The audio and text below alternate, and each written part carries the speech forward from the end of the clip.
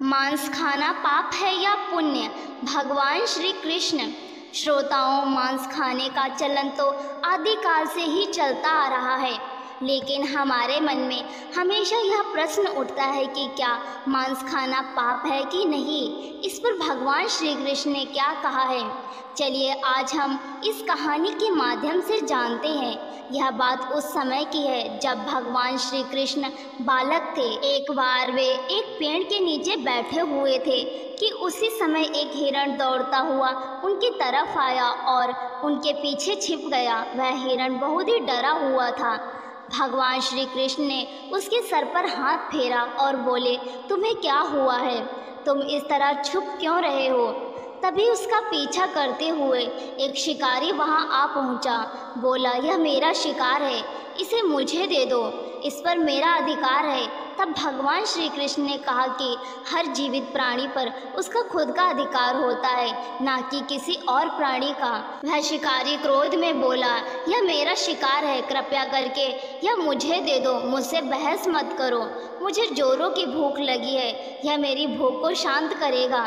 तब भगवान श्री कृष्ण बोले, किसी भी जीव को मारकर खाना पाप की श्रेणी में आता है। क्या तुम पाप के भागी बनना चाहते हो? मांसाहार पुण्य है या पाप? क्या तुम धर्म को नहीं जानते?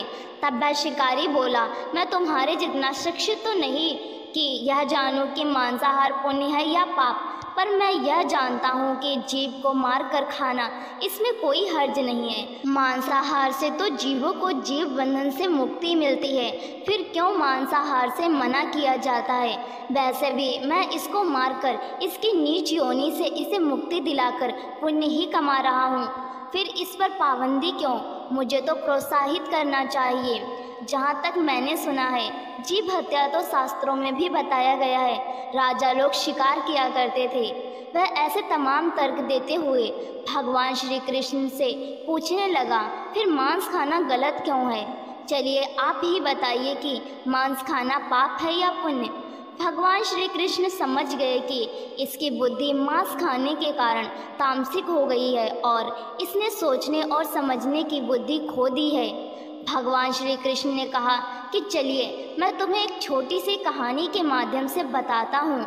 आशा करता हूँ तुम्हें तुम्हारे सभी प्रश्नों के उत्तर मिल जाएंगे और तुम्हें समझ आ जाएगा कि मांस खाना पाप है या पुण्य। वह शिकारी सोचने लगा कि इसमें तो मेरा कोई घाटा नहीं है, इस कथा को मैं सुन ही लेता हूँ, मेरा मनोरंजन भी हो जाएगा और बाद में मुझे इसका मांस भी मिल जाएगा। तो भगवान श्री कृष्ण ने अपनी कथा शुरू की। एक बार मगध में खाद्य संकट हो गया, अन्न का उत्पादन कम हुआ। राजा को चिंता हुई कि यदि इस समस्या का शीघ्र निदान नहीं किया गया तो संरक्षित अनाज कोष भी खत्म हो जाएगा और संकट भीषण हो जाएगा। तो राजा ने अपनी राज्य सभा में पूछा, देश की खाद्य समस्या को सुलझाने के लिए सबसे सस्ती वस्तु क्या है? मंत्रीगण सोच में पड़ गए। चावल, गेहूं, आलू इत्यादि पदार्थों को उगाने के लिए बहुत श्रम करना पड़ता है। वह तभी प्राप्त होते हैं जब प्रकृति का प्रकोप ना हो। ऐसे में तो कुछ सस्ता हो ही नहीं सकता। तभी शिकार का शौक रखने वाले एक मंत्री ने सोचा कि यही उत्तम अवसर है, क्यों ना अंधाधुंध शिकार के लिए राजा की अनुमति ले ली जाए। उसने सभा में कहा कि सबसे सस्ता खाद्य पदार्थ मांस है, इसके लिए धन का खर्च भी नहीं करना पड़ता और पौष्टिक खाना भी मिलता है। सभी सामंतों ने इस बात का समर्थन कर दिया, लेकिन मगध के प्रधानमंत्री अभी भी चुप थे। सम्राट ने पूछा, प्रधानमंत्री आप चुप क्यों हैं? आपने अपना मत क्यों नहीं दिया? आपका मत क्या है? प्रधानमंत्री ने कहा, मैं यह नहीं मानता कि यह कथन सही है कि मांस सबसे सस्ता पदार्थ है, पर फिर भी इस विषय पर मैं अपने विचार आपके सामने कर रखूंगा। प्रधानमंत्री उसी रात मांसाहार का प्रस्ताव रखने वाले सामंत के घर पहुंचे।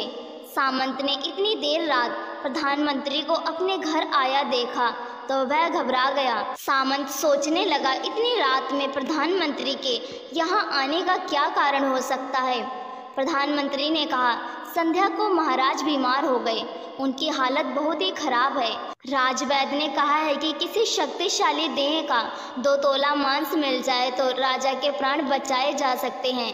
आप महाराज के सबसे विश्वसनीय पात्र हैं, इसीलिए आपसे योग्य कौन होगा। इसके लिए आप जो भी मूल्य लेना चाहें ले सकते हैं। आप कहें तो इस काम के लिए मैं आपको 1 लाख स्वर्ण मुद्राएं भी दे सकता हूँ। एक बड़ी जागीर भी आपके नाम कर सकते हैं। बस आप अपनी इच्छा कहें, मैं कटार से आपके हृदय को चीरकर बस 2 तोला मांस निकाल लूँगा। यह सुनकर सामंत के चेहरे का रंग फीका पड़ गया।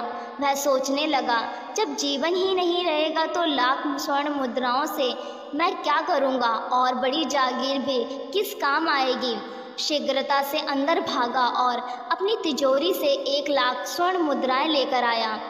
मुद्राएं देकर उसने प्रधानमंत्री के पैर पकड़ लिए और बोला, श्रीमंत, मैं आपकी 1 लाख मुद्राओं में अपनी 1 लाख मुद्रा और मिलाता हूँ। इस पैसे से आप किसी और सामंत के हृदय का मांस खरीद लें, किंतु मुझे जाने दें, यह बात किसी और को ना पता चले। मैं आपसे आग्रह करता हूँ। प्रधानमंत्री जी यह सब समझ चुके थे। वह उसे थोड़ी और मानसिक पीड़ा देना चाहते थे। प्रधानमंत्री ने आगे कहा, सामंत, आप शरीर से बलिष्ठ हैं, आपकी कद काठी महाराज से मिलती जुलती है, इसलिए राजवैद्य ने खास तौर पर आप ही का नाम लिया है। आपके दान से हमारे अच्छे राजा की जिंदगी बच सकती है। आप कहें तो मैं आपको प्रधानमंत्री का पद देने को तैयार हूँ और खुद आपका कर्मचारी बनकर रहूँगा, पर प्रजा से हमारे राजा न छीने। सामंत तो फंसता हुआ दिख रहा था। उसने शरीर पर अंग वस्त्र रखकर अपने जूते भी पहन लिए। जैसे ही वह वहां से भागने वाला था, वह तुरंत प्रधानमंत्री के पैरों में लेट गया। उसने याचना की कि प्रधानमंत्री, मैं इस योग्य नहीं हूँ। जब प्राण ही नहीं रहेंगे तो प्रधानमंत्री का पद या राजा का सिंहासन भी मिल जाए तो मैं उसका क्या करूँगा। आप चाहें तो मेरा सब कुछ ले लें, पर मेरे प्राण ना लें। मैं अपना ये भवन और सारा धन आपको सौंपता हूँ। रातों रात राज्य से निकल जाऊँगा। इतना कहकर वह अपने घोड़े की ओर भागा। रुककर सामंत बोला, मेरे प्राण से प्रिय कुछ भी नहीं है। जब जीवन ही ना रहेगा तो कुटुंब का क्या करूँगा। जीवन रहा तो ऐसे ही सुखी रह लूँगा।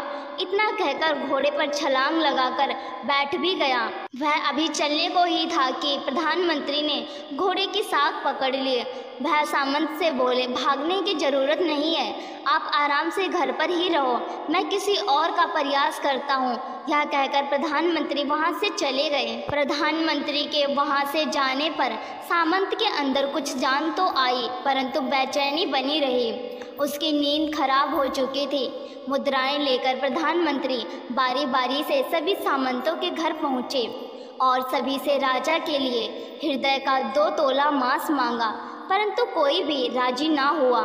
सबने अपने बचाव के लिए प्रधानमंत्री को लाख और 5 लाख मुद्राएं तक दे दी। इस प्रकार प्रधानमंत्री ने एक ही रात में करोड़ों स्वर्ण मुद्राएं जमा कर ली। फिर सुबह होने से पहले ही अपने महल में पहुंच गया।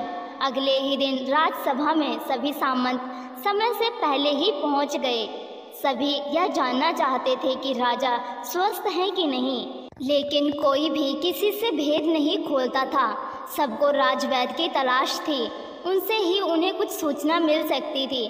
प्रधानमंत्री ने सैनिकों को आज्ञा दे रखी थी कि जब तक महाराज राजसभा में ना आए, किसी भी सामंत को भी महल से बाहर जाने की आज्ञा नहीं है। राजा राजसभा में अपनी चीर परिचित गति में आए और अपने सिंहासन पर आकर बैठे।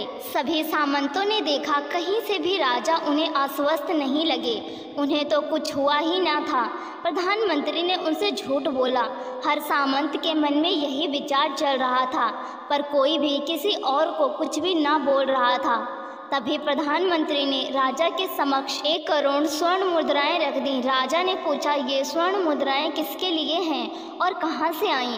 प्रधानमंत्री ने कहा, 2 तोले मांस के लिए इतनी धनराशि जुटाई है, पर मांस न मिला। अपनी जान बचाने के लिए सामंतों ने यह मुद्राएं दी हैं। अब आप यह विचार कीजिए, मांस कितना सस्ता है। अब राजा को बात समझ आ गई। उन्होंने प्रजा को अतिरिक्त परिश्रम करने का निवेदन किया और राजा के अनाज भंडार में से अनाज निकालकर श्रमिकों को दिया गया। उन्होंने पौष्टिक सब्जियों की खेती का तुरंत आदेश दिया। वह 1 करोड़ स्वर्ण मुद्राएं इसी कार्य के लिए और श्रमिकों के कल्याण के लिए खर्च की गईं। ऐसे साग सब्जी तेजी से उगी जिससे प्रजा का कल्याण भी हुआ और पौष्टिकता भी मिली। कुछ समय बाद मौसम अनुकूल हुआ और खेती होने लगी। इस प्रकार राज्य में खाद्य संकट दूर हुआ। तो श्रोताओं, भगवान श्री कृष्ण हमें इस कहानी के माध्यम से जीवन का मूल्य बताते हैं कि जिस तरह से हमें हमारी जान प्यारी होती है, उसी तरह से सभी जीवों को उनकी जान प्यारी होती है। अपने हृदय से जानिए पराये की पीड़ा। यदि संसार के संबंधों से मुक्त करने का तर्क सही है, यदि जीव हत्या जीवों को संसार बंधन से मुक्त करने का तरीका है, तो अत्याचारी द्वारा किया गया नरसंहार भी मान्य है। वह भी ये तर्क दे सकती हैं कि वह लोग जीवन के कष्ट से आप लोगों को मुक्त करा रहे हैं। अगर उसके लिए वह जीवन बोझ होता है तो कभी भी अपनी जान बचाने के लिए संघर्ष नहीं करता, आपसे भागता नहीं। जो आपके सामने असहाय हो जाता है उसे प्राण गंवाने पड़ते हैं। जिन जीवों को मारकर आप खा रहे हैं उन्हें तो प्राण बचाने का अवसर भी नहीं मिलता।